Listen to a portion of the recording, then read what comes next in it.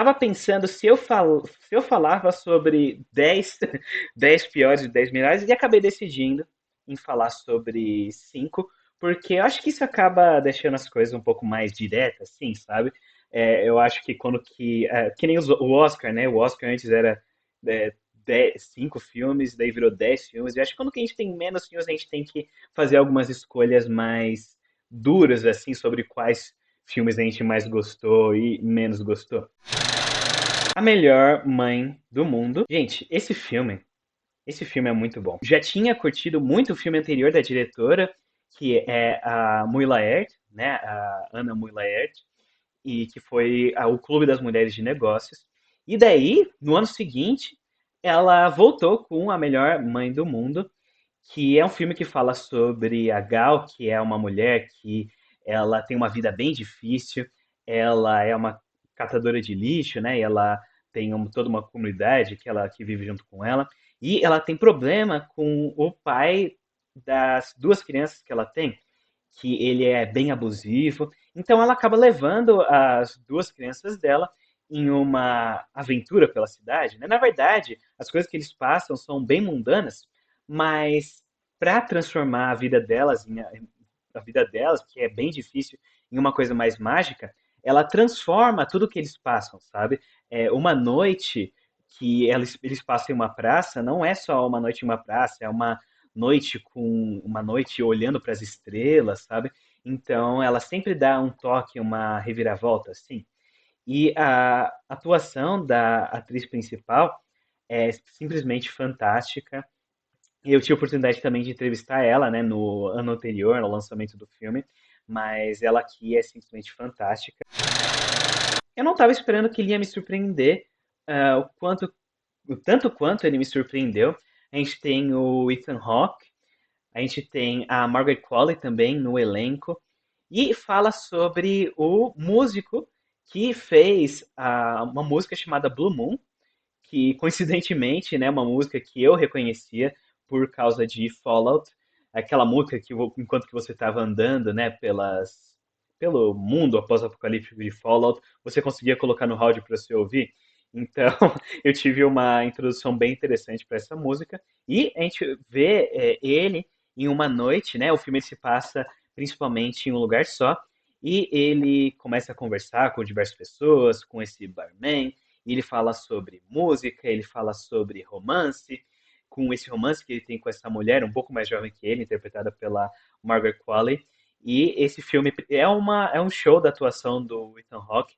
E eles fizeram uma coisa que é bem interessante, que eu até quero ver mais sobre isso depois, que eu acho que eles fizeram algum truque de fotografia que fez com que ele parecesse bem mais baixo do que ele é.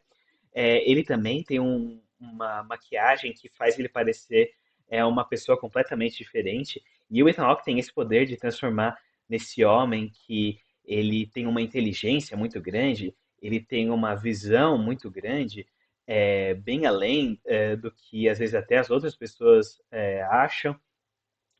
E isso vai contra outros músicos que ele acaba se encontrando, né? Ele se encontra com um parceiro dele que está envolvido com Oklahoma, né? Que é um musical bem famoso americano e acaba discorrendo tudo isso. E outra coisa que eu acho que está muito ligado ao trabalho do que o Linklater conseguiu fazer aqui foi como que ele consegue te envolver nesse espaço que é isso, né? O filme ele se passa só nesse bar, talvez numa sala ali do lado, e ele acaba sendo bem trágico, né? Porque ele já começa com a perspectiva de que esse personagem ele vai morrer no final do filme, né? Não é spoiler, né? Porque isso já acontece, né?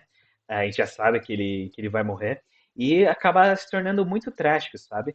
Então, Blue Moon, ele fala sobre essa tragédia, fala sobre amor, fala sobre a inevitabilidade dessas coisas, né? E é um filme que eu quero ver de novo, né? Eu não sei se tem data para lançar aqui no Brasil, mas é um filme que com certeza eu quero revisitar, principalmente por causa dessa atuação do Ethan Hawke. Demon Slayer Kimetsu no Yaiba Castelo Infinito. É um filme que eu não estava planejando assistir porque eu não tinha assistido Demon Slayer até o final.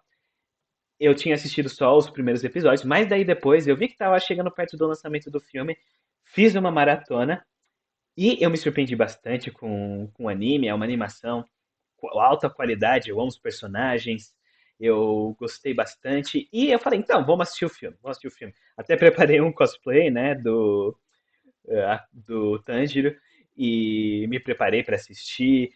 E é simplesmente fantástico. Com certeza está entre um dos melhores episódios, né? Porque é isso, né? Esse filme é a coleção dos episódios da série.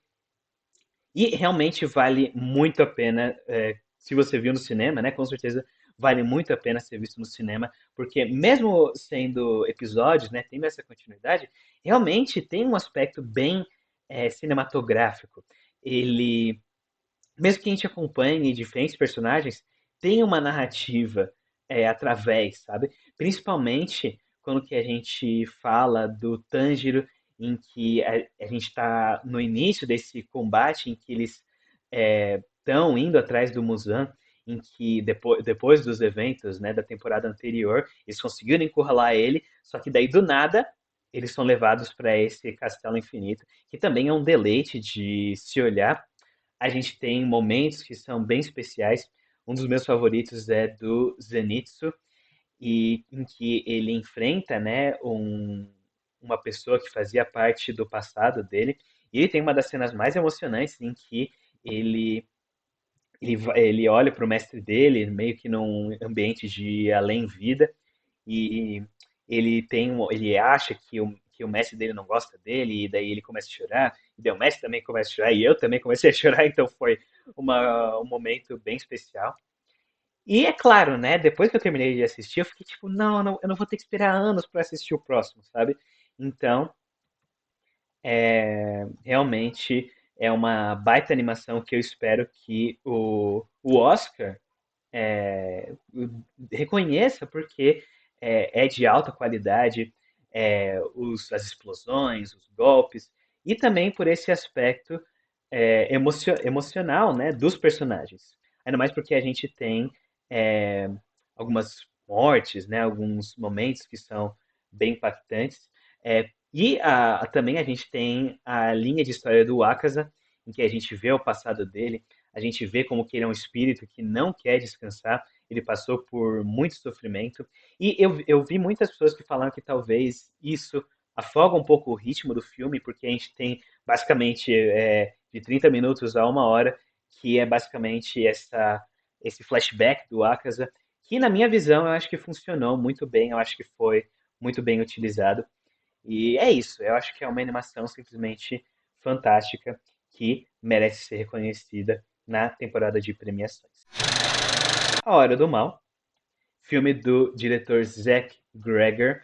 Eu não consegui assistir ainda o filme anterior dele, Barbarian, mas eu tenho muito interesse de assistir, porque principalmente por causa desse filme. Esse filme surpreendeu tanto. Com certeza precisou de muita paciência, porque eu estava começando a assistir e o começo, principalmente, ele tem um ritmo que é bem devagar, mas à medida que você vai assistindo, você vai colocando as peças do quebra-cabeça juntas e você vai percebendo que ele cria uma rede de terror, uma rede de acontecimentos que te envolve cada vez mais. É claro, a gente na história a gente acompanha uma sala de aula e uma professora. É, todos os alunos desapareceram, com exceção de um deles, e a cidade meio que entra em um modo de caça às bruxas à professora dessa sala de aula. Eles culpam ela, isso é tipo, por que que um aluno só sobreviveu, ou um aluno só que não desapareceu, isso está muito estranho. E é uma premissa muito boa, e que te envolve cada vez mais. A gente tem atuações aqui muito boas. Eu gosto bastante do Josh Brolin nesse filme. A gente tem a Amy Madigan como a Gladys.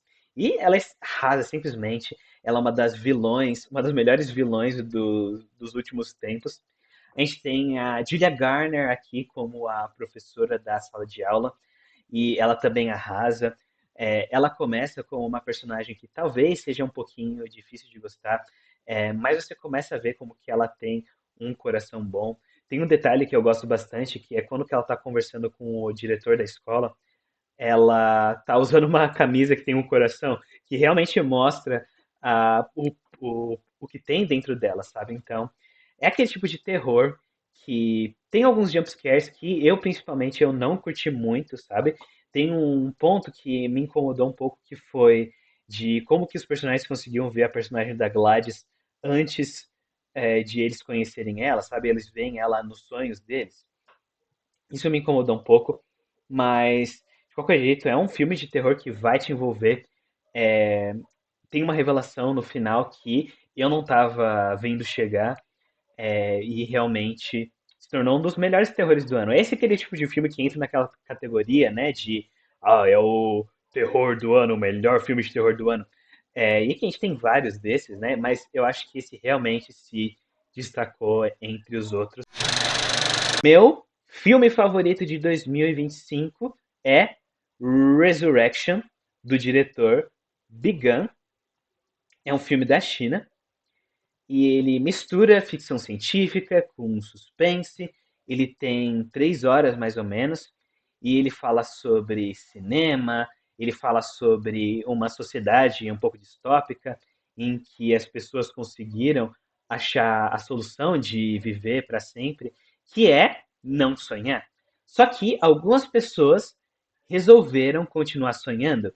Claro, elas não vão conseguir viver para sempre, e esse sistema, né, essa sociedade distópica, acabou desenvolvendo essas umas pessoas que vão atrás, é, como se fossem detetives, né, que vão atrás das pessoas que escolheram continuar sonhando.